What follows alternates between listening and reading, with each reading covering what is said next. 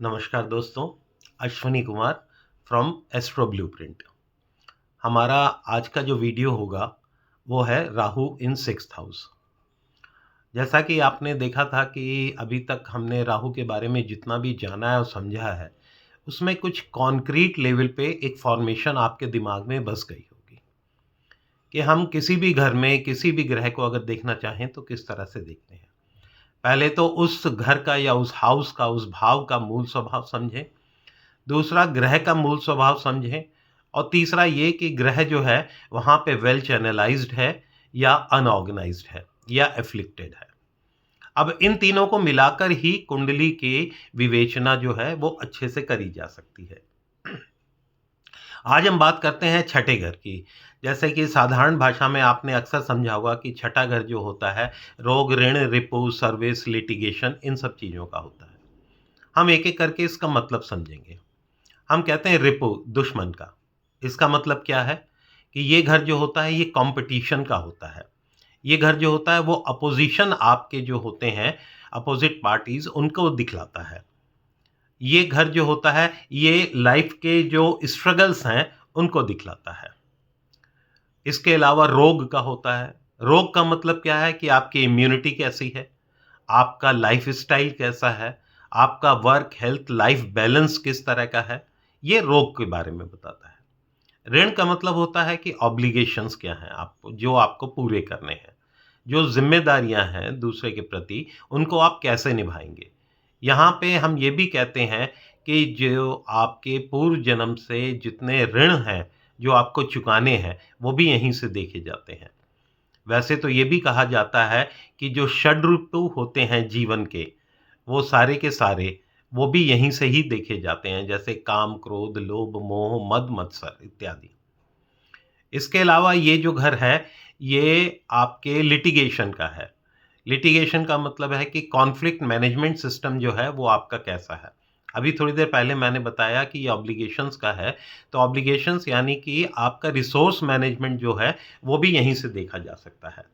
ये घर सर्विस का भी कहलाता है। सर्विस का मतलब है कि आपको एक कंप्लायंस सिस्टम को फ़ॉलो करना पड़ेगा। आप नौकरी करते हैं तो अपने मर्ज़ी की नहीं करते कि कुछ भी कर लो। वहाँ पे एक सेट ऑफ रूल्स होता है जिसको आप फ़ॉलो करते हैं। तो एक कंप्लायंस सिस्टम जो है वो आपके लाइफ़ में आना चाहिए। दूसरा सबसे इम्पोर्टेंट चीज़ है कि रूटीन क्या आप फ़ॉलो करते हैं।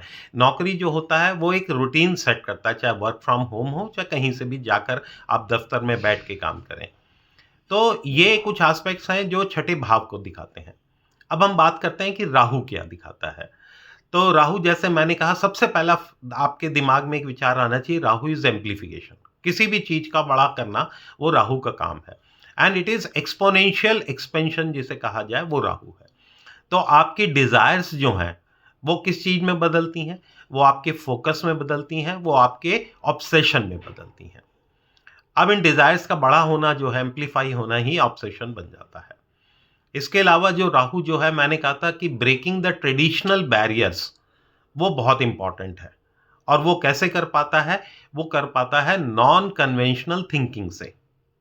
दूसरा इसका एक बहुत बड़ा हथियार होता है जिसे कहते हैं अडैप्टिव इंटेलिजेंस कि अपने वातावरण के अनुसार अपनी बुद्धि का इस्तेमाल करना, बुद्धि चातुर्य का इस्तेमाल करना, ये अडैप्टिव इंटेलिजेंस जो है वो भी राहु दिखाता है।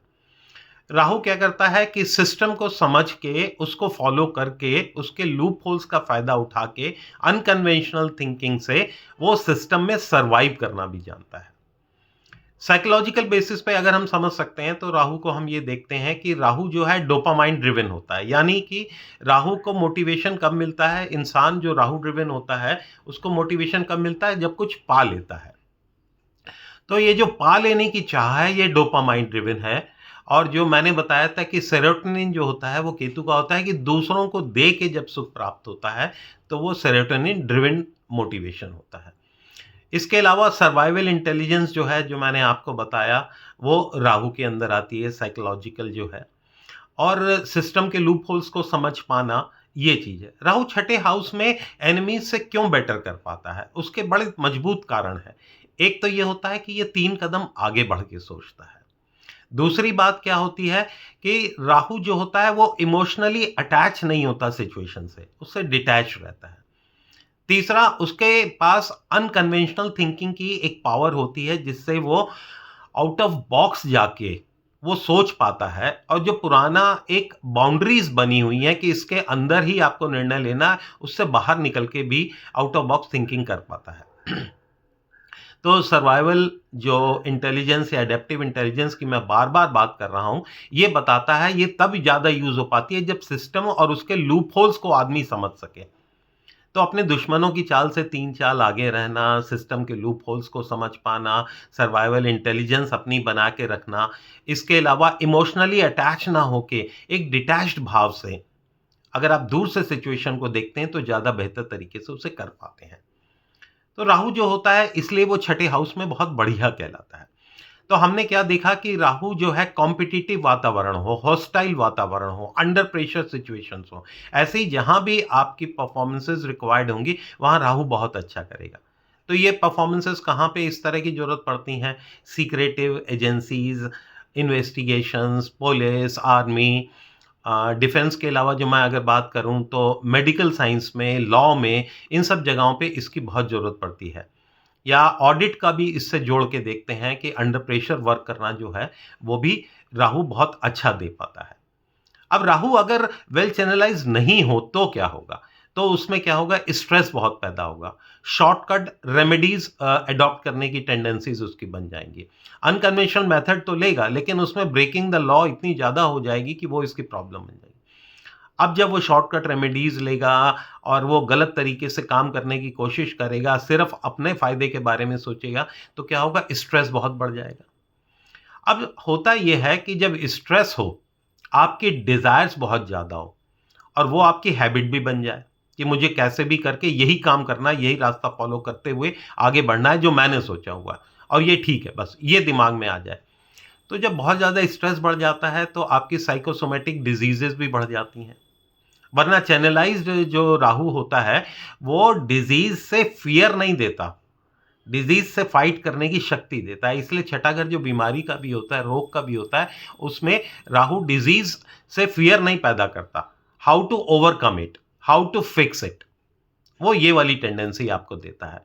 इसलिए जब भी हम बात करते हैं राहु के छठे घर को लेके, तो आपके दिमाग में एक मूलभूत धारणा ये बन जानी चाहिए कि अनकन्वेंशनल थिंकिंग तो मेरे पास जरूर है, सर्वाइवल एडेप्टेटिव एडेप्टिव इंटेलिजेंस भी मेरे पास जरूर है, लेकिन मेरे को अगर अपने को मैनेज रखना है, स्ट्रेस फ्री रखना है, तो एक मेरे को डिसिप्लिन फॉलो करना पड़ेगा, एक रूटीन लाइफ मेरे को फॉलो करनी पड़ेगी। इसके अलावा क्या होगा कि मैं जो भी काम करूं उसके प्रॉस एंड कॉन्स सोचते हुए काम करूं, डेटा बेस्ड डिसीजन लेने की बात करूं, बहुत डिसिप्लिन वे में रहूं, और सबसे बड़ी बात जो होगी इस सब के ऊपर जो on the top of it है, वो आपका एक स्ट्रांग वैल्यू सिस्टम हो। देखिए, राहु आपको तंग नहीं करेगा, राहु आपको ऐसी ऊंचाइयों पे ले जाएगा जहां पे जाके आप ये कहेंगे कि हाँ, मैंने कुछ पाया है और अपने बलबूते पे पाया है। बड़ों का आशीर्वाद तो बहुत ज़्यादा ज़रूरी होता है। राहु को कंट्रोल करने के लिए एक ये भी रेमेडी बताई जाती है कि दुर्गा सप्तशती या दुर्गा चालीसा का अगर आप पाठ करें तो आपको बहुत ज़्यादा फ़ायदा होगा। क्योंकि मैंने पिछले वीडियो में भी कहा था कि हमारे जो millions and billions of neurons हैं, उनकी जो कंडीशनिंग है, वो मंत्रों के द्वारा होती है। इसलिए इन सब चीज़ों के द्वारा हम ये जान सकते हैं कि हम राहु को कैसे बेहतर बना सकते हैं, और राहु छठे घर में बहुत बढ़िया फल देता है, इसे थोड़ा चैनलाइज करने की ज़रूरत है। तो आज साथियों हमने ये समझा कि राहु छठे घर में किस तरह के फल दिखाता है। आशा कर रहा हूँ कि आपको मेरा वीडियो पसंद आ रहा होगा। आपको वीडियो पसंद आए तो प्लीज़ कमेंट ज़रूर करें। चाहे आपको कैसा भी कमेंट करना हो, कुछ भी लिखना हो, आप अपनी बात खुल के कहें। अभद्र भाषा का बस प्रयोग ना करें, तो आप देखेंगे कि बहुत सुंदर आप लोगों को अपनी बातों का जवाब भी मैं देने का प्रयत्न करूँगा। इसी के साथ अगले वीडियो में राहु इन 7th हाउस वो हम देखेंगे। तब तक के लिए बहुत-बहुत धन्यवाद। आपका अपना एस्ट्रो मित्र अश्विनी कुमार अग्रवाल, एस्ट्रो ब्लूप्रिंट से। और किसी भी समस्या के लिए, जीवन की समस्या के लिए जिसका ज्योतिषीय समाधान आप चाहते हैं, तो आप मुझसे संपर्क कर सकते हैं 9899361240 पर। आपका दिन बहुत शुभ हो।